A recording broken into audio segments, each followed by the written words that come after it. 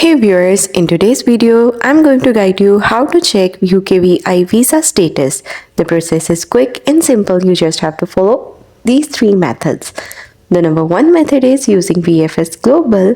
For this, go to the VFS Global website and select the country where you applied. Then click on Track Your Application. You have to enter your GWF or reference number and last name or your email address, depending on your application date. Once done, the symbol will display your application status. Now, for method number 2, you can use your UKVI account. For that, go to gov.uk website and sign into your UKVI account. After signing in, you may need to re-enter your details like the identity document used for your account, your date of birth, and email or mobile number. After that, the online service will show your eVisa status and options to reshare it. You can reshare it or you can download it from here.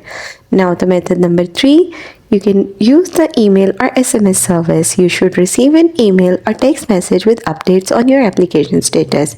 If you do not find it in your inbox, you just have to check your spam or junk folders for emails. You can sometimes get SMS updates if you provided a mobile number and the service is available for your application. And that's all. Thanks for watching. Don't forget to like and subscribe.